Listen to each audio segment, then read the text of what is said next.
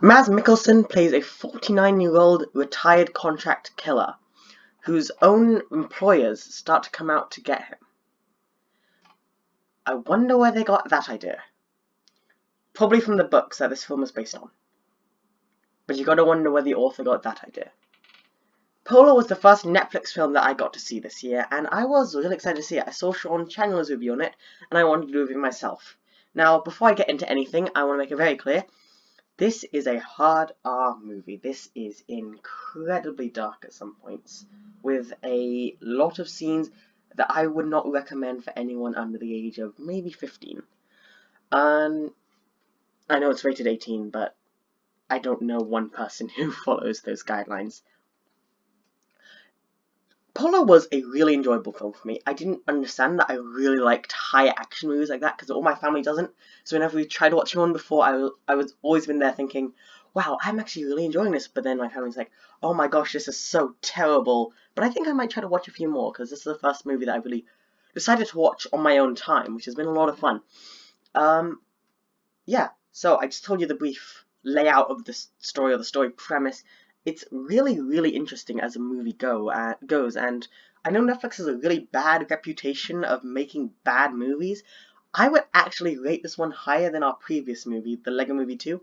So what I want to do for this review is I'm going to start off by doing what I did before, but then at the end I'm going to start reviewing the movies I'm reviewing in that video from the last video. So I'll just do a review against this one against the Lego Movie 2 at the end. But anyway, let's just jump into the bad parts. If you're new here, my name is Owen Williams, and in these reviews I first go with the bad parts, then I go with the medium parts of a movie, and then I go with the good parts of a movie, and then I will give it a score, and then for this video I will rate it against the last movie that we reviewed on this channel. This channel is only here to suggest movies for you guys to watch, which is why I'm trying to only watch 2019 movies in 2019. And anyway, I think that's enough. Let's get right into this. With the bad, we start off with the bad, and I guess the worst thing about this movie is it had a bad, well, I wouldn't even say it was a bad third act. The third act of this movie seemed to have that classic convenience to it. I don't want to spoil anything, but parts of it seemed almost too convenient, if you know what I mean. Like, I think some bad decisions were made by characters in it, which made the job easier for the hero. Not for all of it, but for a decent amount of it. But that's really the only, bad thing that I can say about this movie. I, again, really enjoyed it, and I would recommend it to a lot of people who like high violence movies. Now to move on to the mixed aspects of the movie that weren't necessarily bad, but weren't great. These aspects are more for those things that people will either like or dislike, not like will always be on one end of the spectrum. One of my New Year's resolutions is to not say like as much, so I'm very sorry if I do that. I'm trying to do it less at this point. But this movie, of course, is an 18 hard R movie, so there are some very adult themes and scenes in it. So if you aren't into extreme violence or scenes like would normally be in a movie like this, then I probably wouldn't recommend this movie to you. I do not find those scenes enjoyable. I find the hard violence scenes enjoyable, but some of the other things I do not find enjoyable, which is actually one of the reasons that this movie isn't a perfect rating on my kind of rating system. But I know a lot of people would enjoy watching a movie with this kind of stuff, so that's why I can't really put it all in the bad section, because some people would enjoy this. And that's all the really mixed stuff as well. And let's get on to the good. Mads Mikkelsen, I think I've seen him in other movies, but I could not be certain. I think he was the villain in Doctor Strange, Caecilius, but I am not 100% certain, and I have not bothered to look it up. I'm very sorry about that. But I really liked him. Like, this is, if I've seen him in something else, this is my favourite movie that he's ever been in. I really like this. He was a really interesting character in this, that, like, he was a deep, complex character. Of course, it's a movie, so they don't really have that much time to fully develop a large quantity of characters. This guy was actually deep. The villain was pretty interesting as well. He's played by Nardole from Doctor Who, which I loved. Because I was sitting there thinking, wait, is that Nardole? Oh my gosh, that's Nardole. What? And it took me a really long time to realise it. and he is really good in this. I really liked his character.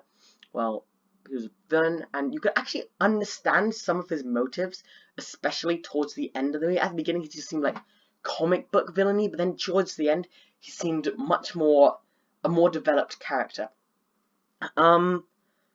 There are some other characters. There's a friend of Duncan is the name of Mads Mikkelsen's character.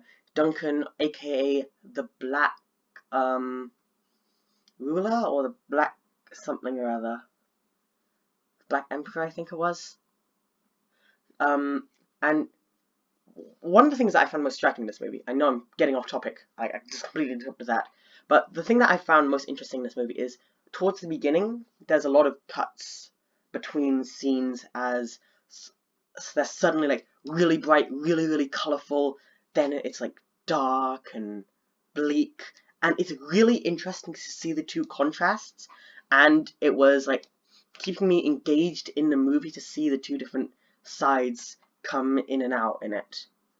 And that was probably my favourite part of this whole movie, just that beginning part with all the switching back and forth. And yeah, a lot of the side characters were really well done. The main, I wouldn't call it a love interest, more as a friend interest, if that makes sense, was a really interesting character, and I really liked her character. And most of the villains, because they kind of crammed in a lot of villains, were just one-dimensional characters, and then there was a few characters who just showed up, who I guess in the book probably had a bigger role, who were kind of just there as useful characters. But apart from that, I really enjoyed like the entire cast. I thought they were all really good. To rate this movie, I would give it a so I rate this on a Sean Chandler kind of ideal, and 5 is a really well made movie, 1 is a bad made movie, A is a movie I really enjoyed, and E is a movie I didn't enjoy at all. I would probably give this a 5C. I think it was a really well made movie, and I haven't read the book yet. I'm certain if I read the book I would drop down all my marks, because I always think that the book's better than the movie. But I probably will read the book, I don't know. But 5, I definitely give it that, because I thought it was a really well made and well written movie. There wasn't any points where I thought that guy is acting. I felt like that was the character that they were playing, apart from Nardole, because I'm so used to him being Nardole. And for my enjoyment rating, I'd probably give it a C because of some of the more hard R sections of the movie. Yeah, so this movie against the Lego Movie, I would probably put this movie above the Lego Movie. I know these are very different movies. One's a G and one's an R, but I would put this one above it because it doesn't really screw up in the third act, which is the main reason I don't like the Lego Movie 2 as much as I like the first one. But anyway, that's about it. I hope you all enjoyed this review. This will probably be uploading the day after I record it, so I can have a lot of time to edit it and get through everything. So anyway, I hope you all have a great day. I'll see you all in the next one, and goodbye.